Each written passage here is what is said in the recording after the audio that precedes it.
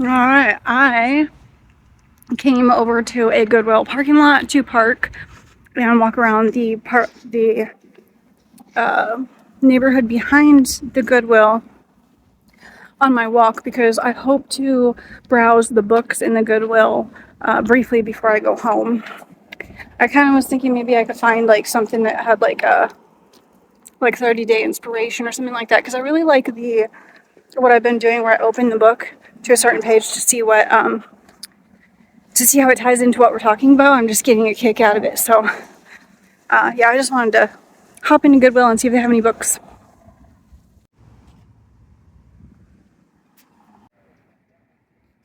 Why the winter Christmas clothes? So something strange just happened. I think I'm gonna cross and go into this neighborhood here. So this guy on this bicycle approached me, but he stopped like when he got in front of me, and he like went to fasten his backpack around his chest, and he was like, "I'm so sorry," like he hadn't seen me. And then he was like, I'll catch you next time, I'll see you next time." And then he took off, and I was like, that's a weird thing to say.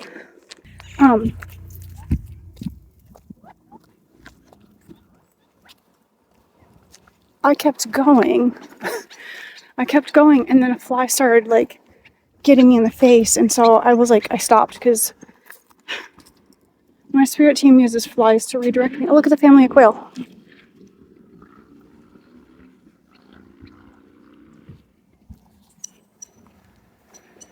Yeah, I want to be safe because, like, I don't know, I was in some wash that I had like looked on a map and I was going to go through the neighborhood, but it like looks so nice. Let me cross and show you. But I don't know, it's starting to get dark, and like, who knows why I'm being redirected. It might be because I'm supposed to see something over here. It might not be because I was in any sort of danger. I mean, I feel like my spirit team is protecting me, and they've been protecting me pretty well. So it's probably not that. It's probably just, there's that fly again, buzzing by my head. Okay. I don't know. I just showered, so it's not that I stink.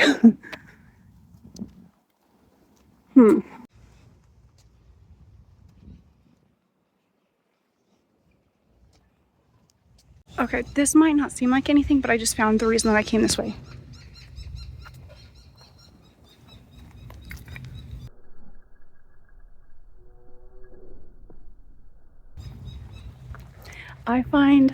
I keep finding children's puzzle pieces all over the place. This is like the fourth one. I'll show you the collection when I get home.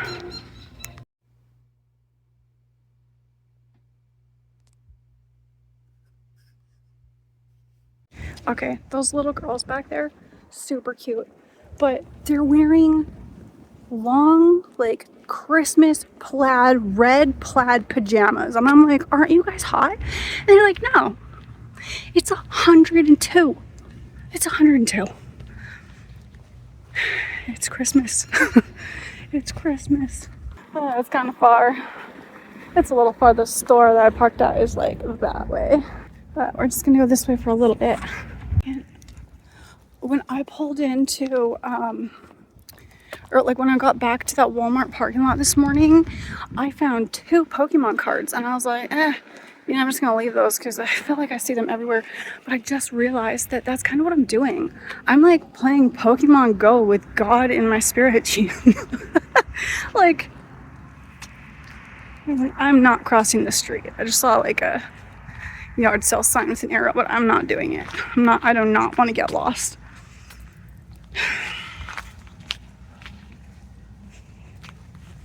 But yeah, so Pokemon Go, like real live Pokemon Go. I've never played Pokemon Go. I don't know anything about that. But maybe this is the exercise part of my future that God promised me. I wasn't sure how that was going to play out because I like weightlifting, but like not like like I don't want to be doing that for my job. Like I don't know. Walk across the desert. Letting God lead me. I don't have, I mean, I do have shoes on. I have shoes on, and I got shoes all along the way. Looks like we got a jump rope. I just realized that the other day when I was out walking, I passed, like somebody had set it out by the curb like it was for free, but it was like a whole stationary bike. I mean, I'm definitely getting my exercise, but I don't know what that's about. Like all this like physical activity stuff, like just all of a sudden, like the last 2 days, I'm not sure. Okay, I don't want to film anything too close, but there's like evidence of like a bird of prey around here. Like the feathers and the wings are just like everywhere.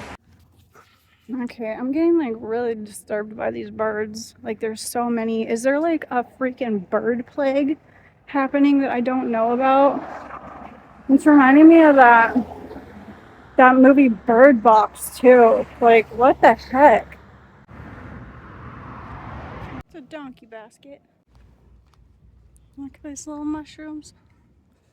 Look at all these little mushrooms. That's fantastic. What a cool yard.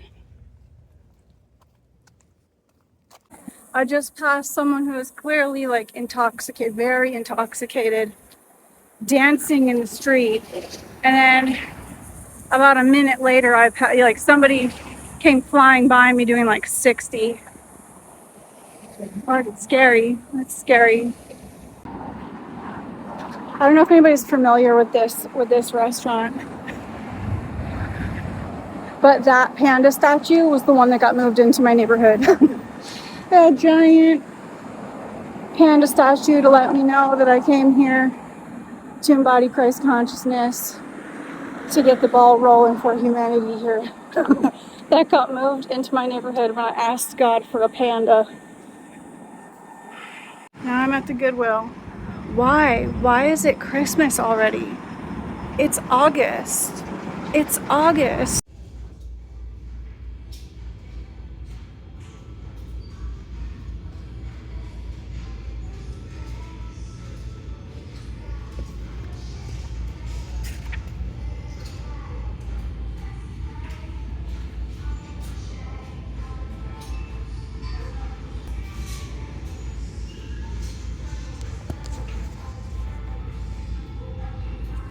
I can't believe I just saw those.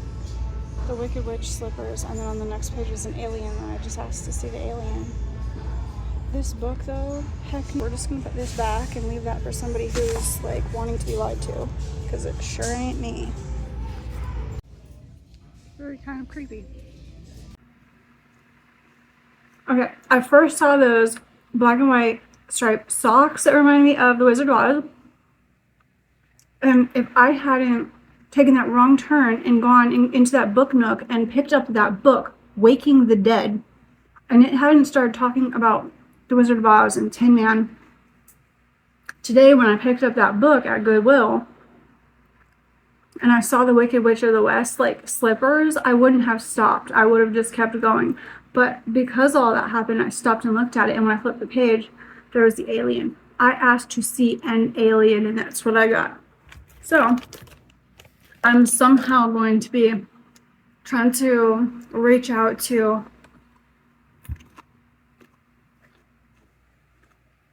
the extraterrestrials that are on Earth or the people who channel them.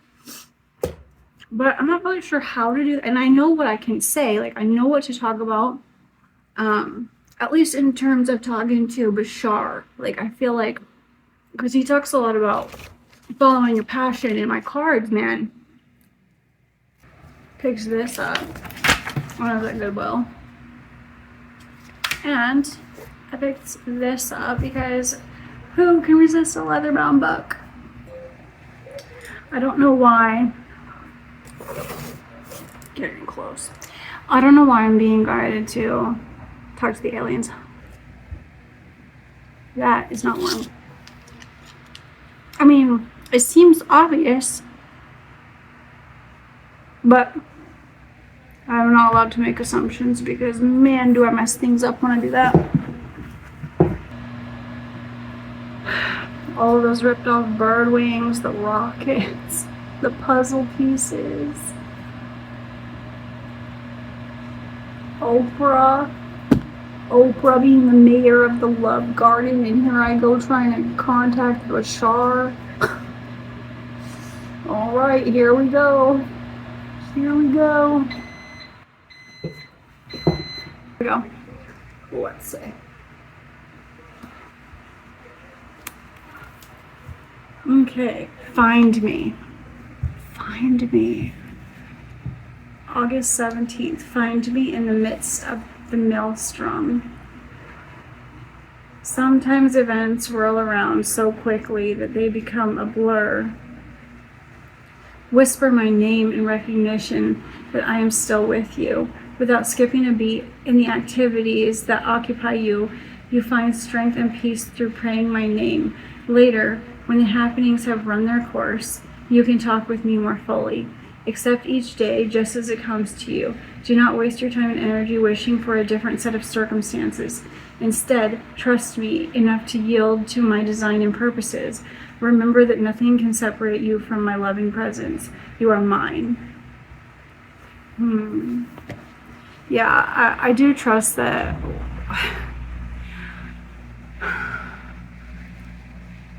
There's a reason that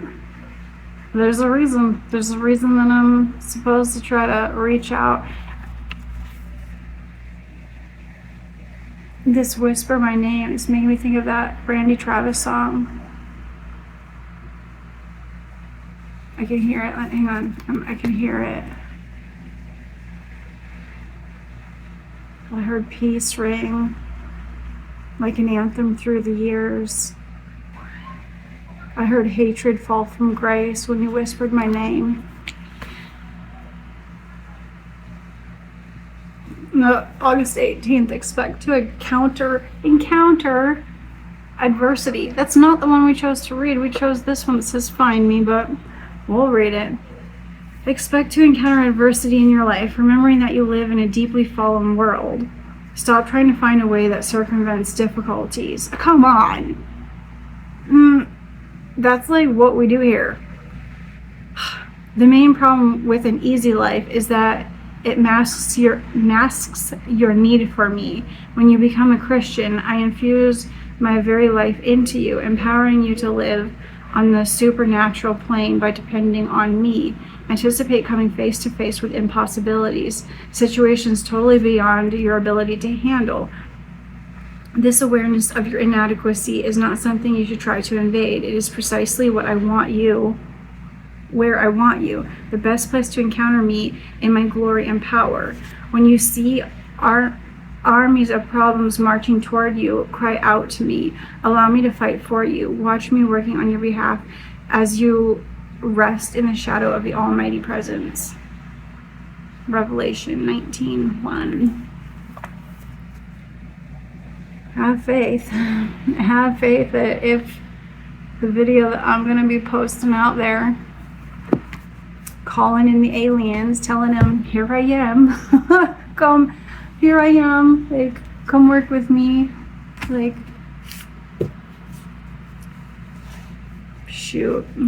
Yep, faith. You gotta have faith. Oh, that reminds me of that George Michael song. Alright, we're gonna read here.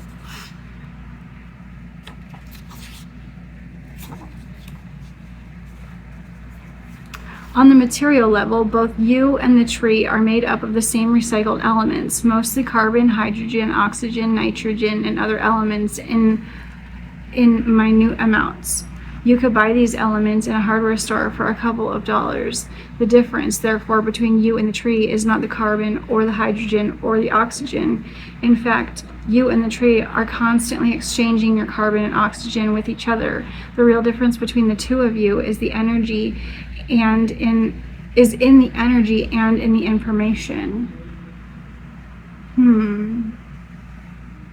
The difference between me and the aliens is the energy and the information. In the scheme of nature, you and I are privileged species. We have a nervous system that is capable of becoming aware of the energy and informational content of that localized field that gives rise to our physical body. We experience this field subjectively as our own thoughts, feelings, emotions, desires, memories, instincts, drives, and beliefs. This same field is experienced objectively as the physical body, and through the physical body, we experience this field as the world, but it's all the same stuff. That is why the ancient seers exclaimed, "I am that, you are that, all this is that, and that's all there is." You are not, your body is not separate from the body of the universe. Because at quantum mechanical levels, there is no well-defined edges. I just want one for me right now. It doesn't necessarily have anything to do with anything else, but just to like make my heart feel like fuzzy. I feel like my heart needs to feel fuzzy. It's kind of a long day, and I've been so tired.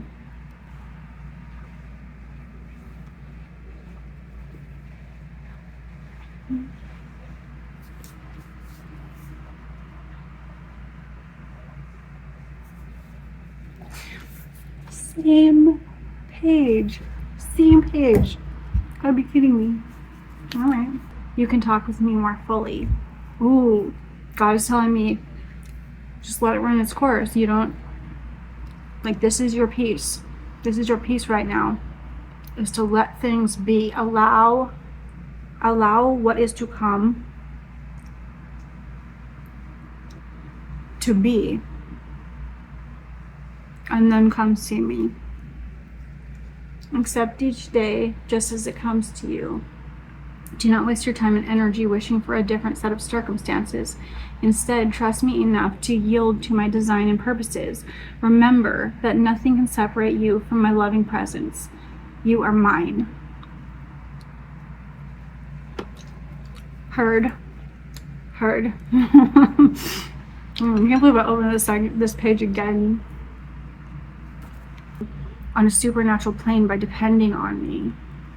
I am empowered to live on a supernatural plane, that's for damn sure, because I'm experiencing supernatural stuff left and right. Anticipate coming face to face with impossibilities, situations totally beyond your ability to handle.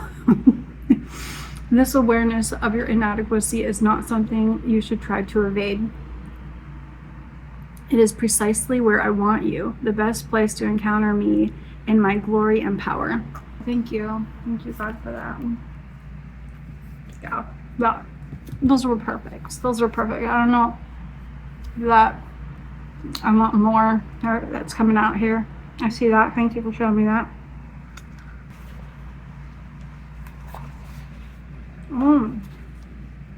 Let's read the quote. Karma is the eternal assertion of human freedom. Our thoughts, our words, and deeds are the threads of the net which we throw around ourselves. Ooh. Karma is the eternal assertion of human freedom. Our thoughts, words, and deeds are the threads of the net which we throw around ourselves. Our thoughts, our words, and our actions are the threads of karma that weigh us down. So anything except for just sheer, like, existence.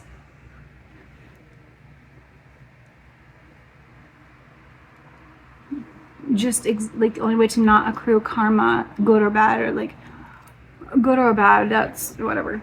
But to not accrue karma is just to simply exist. But what life is that to live? What kind of life is that to live? The third spiritual law of success is the law of karma. Karma is both action and the consequence of that action. It is cause and effect simultaneously because every action generates a force of energy that returns to us in like kind. There is nothing unfamiliar about the law of karma. Everyone has heard the expression, what you sow is what you reap. Obviously, if we want to create happiness in our lives, we must learn to sow the seeds of happiness. Therefore, karma implies the action of conscious choice making. Yes, I need to be sure I talk about sowing the seeds of love for tomorrow. And I need help spreading the word so that everybody can get in on it, so they can start planting their own seeds, so that it comes back to them too. Not just them, but also the lives. It's perfect. It's like perfect.